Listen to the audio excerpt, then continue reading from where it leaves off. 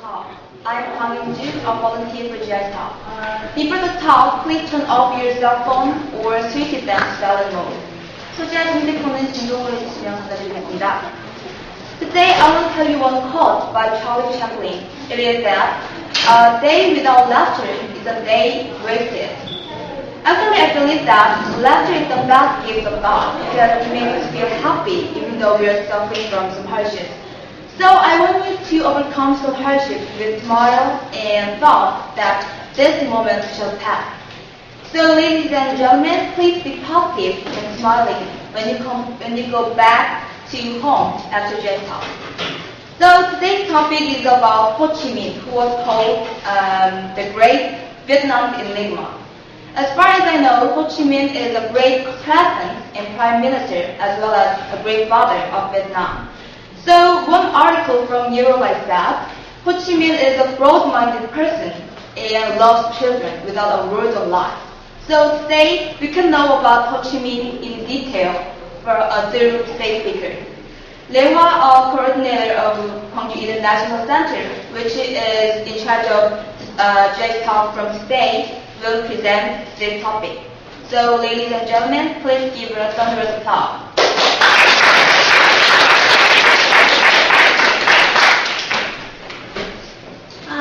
Good afternoon, everyone. First of all, thank you very much for coming to GIC Talk today.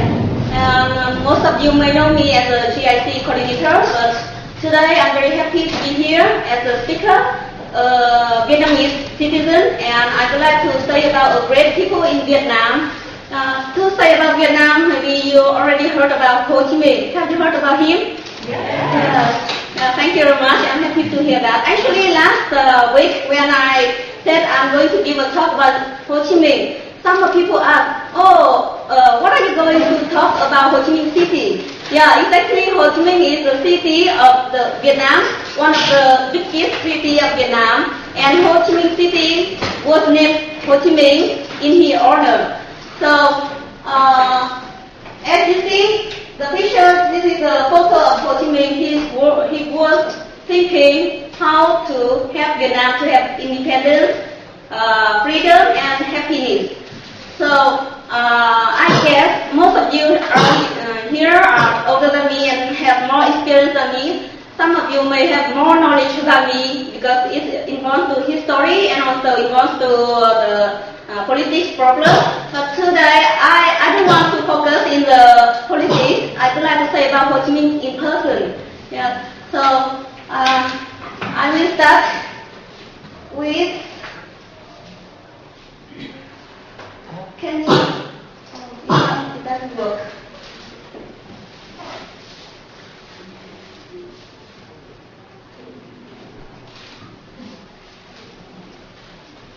Okay, first of all, I'd like to introduce about Ho Chi Minh biography. So Ho Chi Minh was born in 1890 and it's around 118 years ago. And at the time, Vietnam was under the colonialism of the French, and as same as Korea. Korea was under the colonized by the Japanese.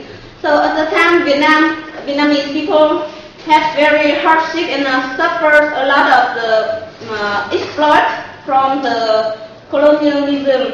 And Ho Chi Minh was born in a very educated family. His father was a scholar teaching the Confucius philosophy, and his brother and sister also attended the movement against the anti-French.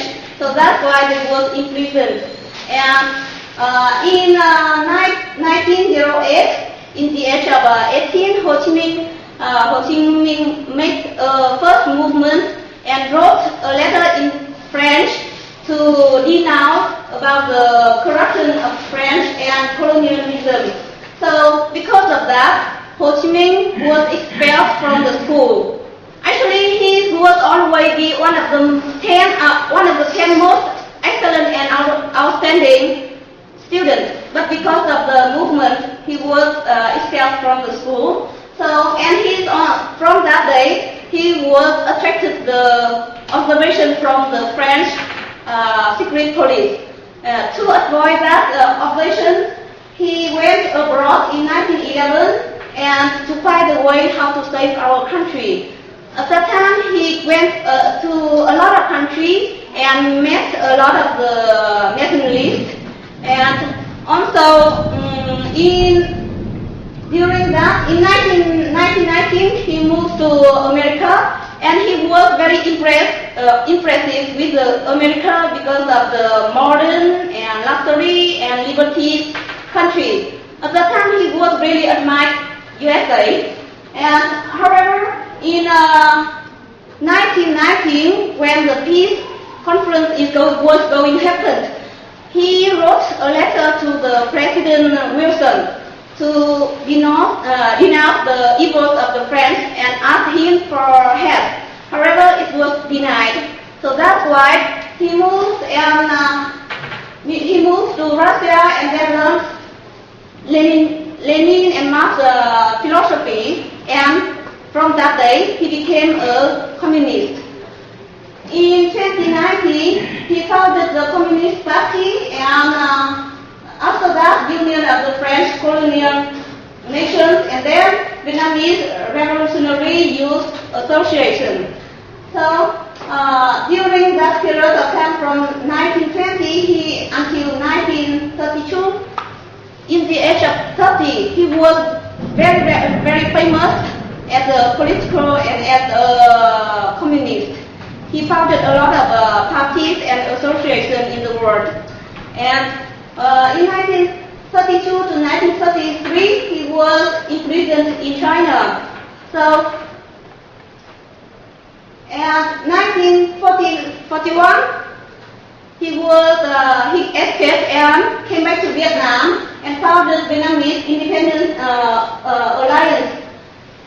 And in 1945, as you know, in the Second World War, and Japan surrendered. So Vietnam took Ho Chi Minh came back and then led the movement against the French and expelled French from Vietnam. And at that time, he gave the declaration about the independence in Vietnam.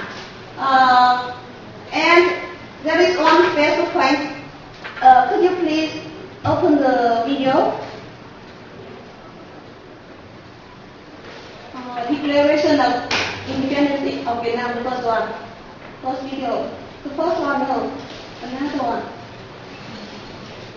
Yes.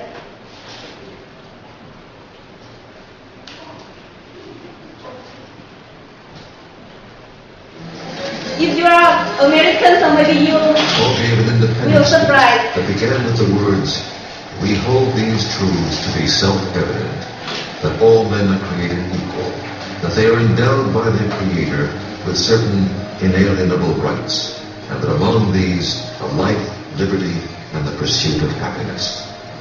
He quoted directly from Declaration of Independence, and maybe what he was doing was flattering United States so that they could be on his side. He was disarming his opponents by saying that he was not going for Marxist revolution. He was only going for plain, simple independence for his country.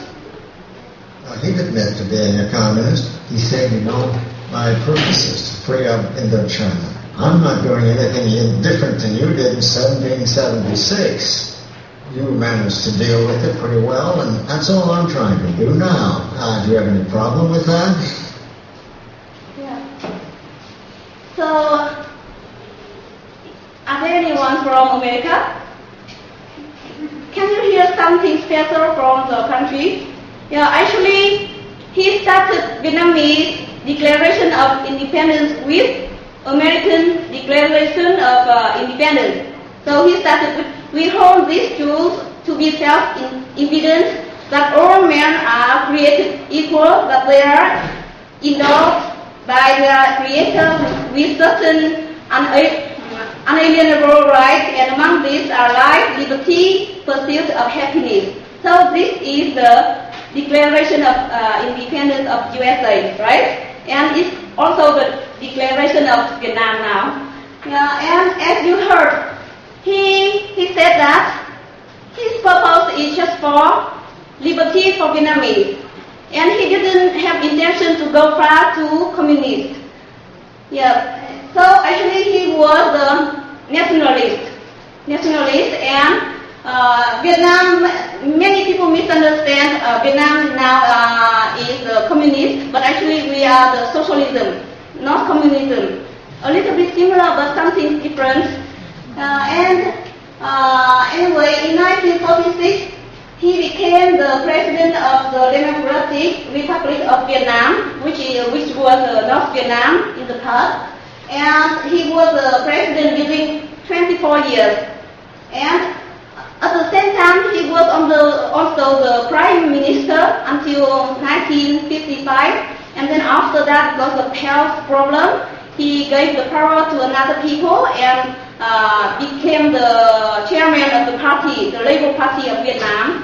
And in 1954, maybe you know well about the Dien Bien Phu battle, which which was led by Ho Chi Minh, and Vietnam won the very resounding victory, so that all of the other colonialism was very surprised and astonished by Vietnam's won. And at that time he became the virtual model of another colonies. And from 1954 to 1969 he was the president and always tried to build up the constitution and the strategy to liberate the South Vietnam and reunify our country. And in 1969, in the age of 1979, he died, and he remains the revolution and the strategy how to liberate Vietnam, how to liberate the south of Vietnam. And thanks to his strategy, so in 1975, South and North Vietnam was reunited and remains to be Vietnam nowadays. So, with Vietnamese people, he is the hero, the national hero, and also the father of the country with Vietnamese people. And in 1987,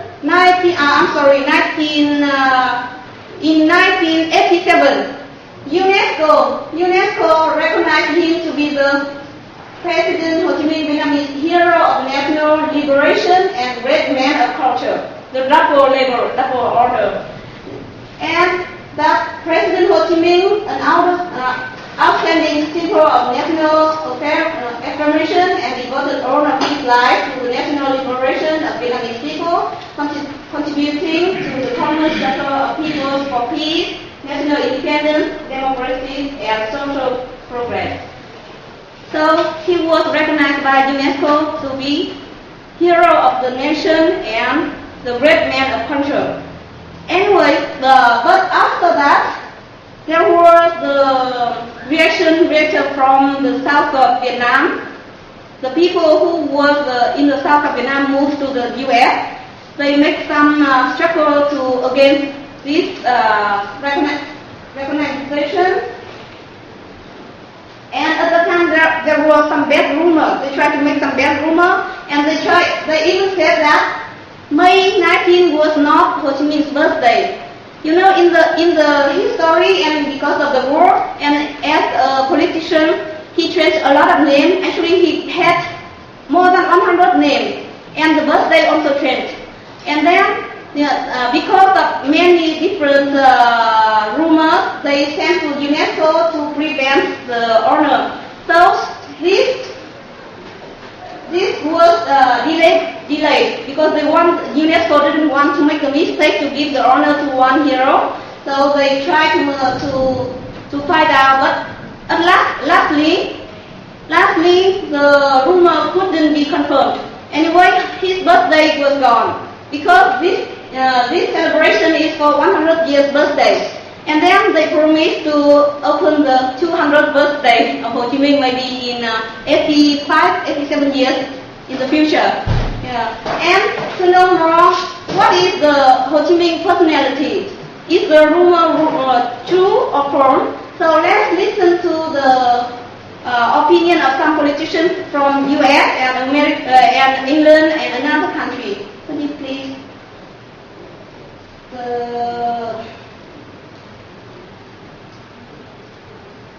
Ho Chi Minh in the eyes of the politicians.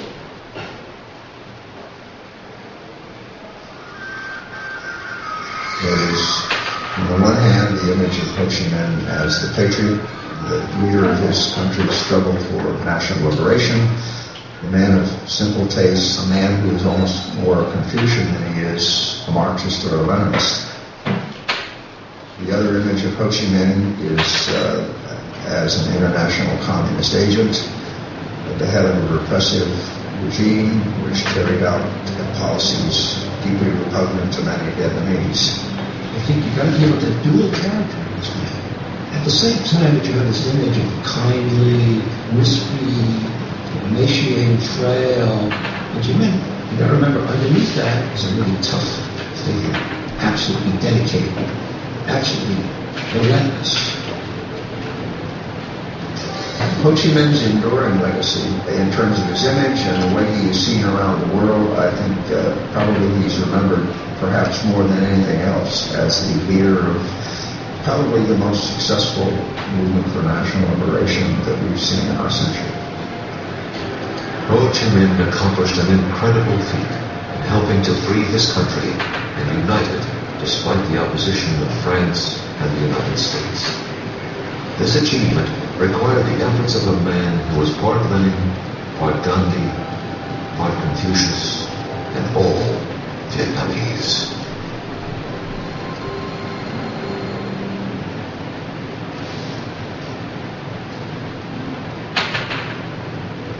Okay, so you can hear some politicians' idea about Ho Chi Minh, and it was confirmed in the world now, and a lot of the books about him was published, and yes, even the magazine Time in 2010 wrote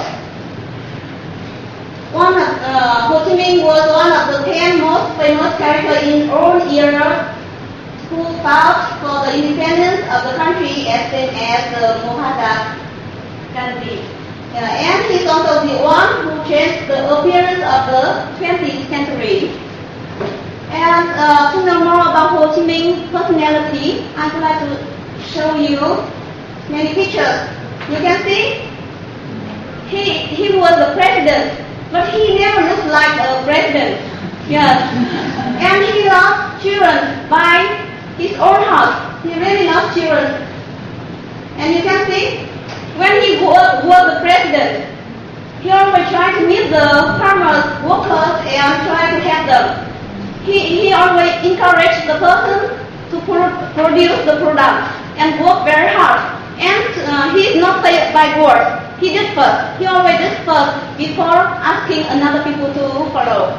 So you can see, this is Ho Chi Minh. And he taught them how to use the plow, the new machine at the time, because before Vietnam used buffalo. And yes, as the president, he talked to another civilian, and the same you can see, whenever he met someone, they was very eager, and many people often call him, President Ho, but he just said, please don't call me President, just call me Uncle Ho. So from that until now, in Vietnam, all of Vietnamese people call him Uncle Ho, as the very kind of relationship and very close person, not as the president.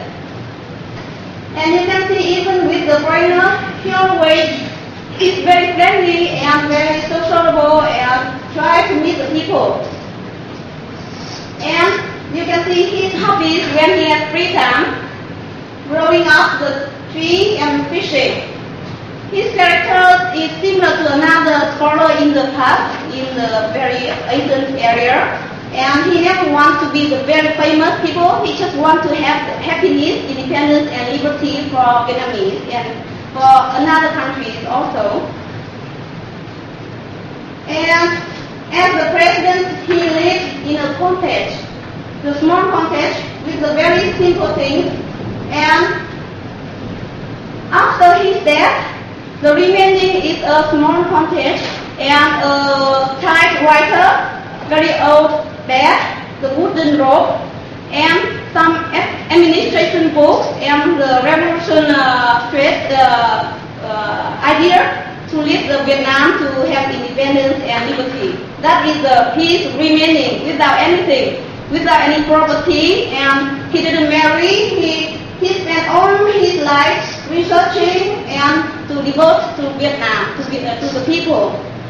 And when many people asked him about his family, and he just said, Vietnamese people is my family, and children are my offspring. So that's why with Vietnamese people, he's really the father, and our relationship is very close. And as you heard about from the UNESCO, he's not only the hero of the country, but also the great man of the culture, because he was very talented.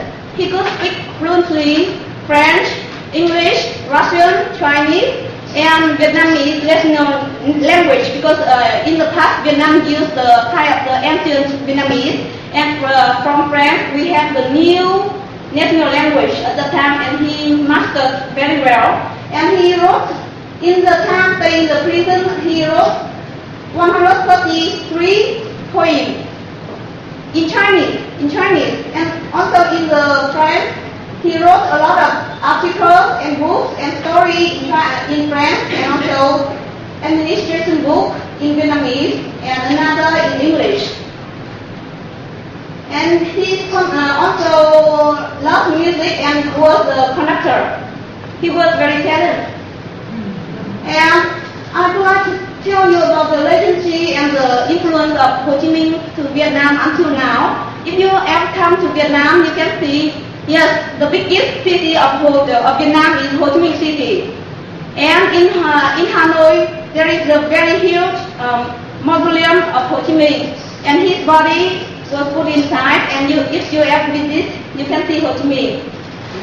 Yes, his body was kept until now. And after his death, some of the ethnic tribes, they changed their family name to Ho, in order to commemorate him and his dedication for our country, because he didn't have any children or family. And Ho Chi Minh was named to many streets in Vietnam and in other countries, even in America, in California, there is one street named Ho Chi Minh. And his statue is nationwide in Vietnam and also in other countries like India, Russia, France, and many countries. And in Vietnam, every school, every classroom, and public office, they often hang the Ho Chi Minh portrait. So you can see Ho Chi Minh everywhere. I know with some of Americans or the Vietnamese living in America, Ho Chi Minh was the enemy.